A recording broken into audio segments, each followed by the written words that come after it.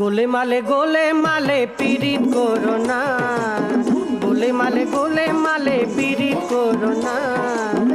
ওই আবার পীড়িতি কাঁঠালের আঠা, ওই রে পীড়িতি কাঁঠালের আঠা, ওই আঠা লাগলে করি ছাড়বে না। গোলে মালে পীড়িত করো না।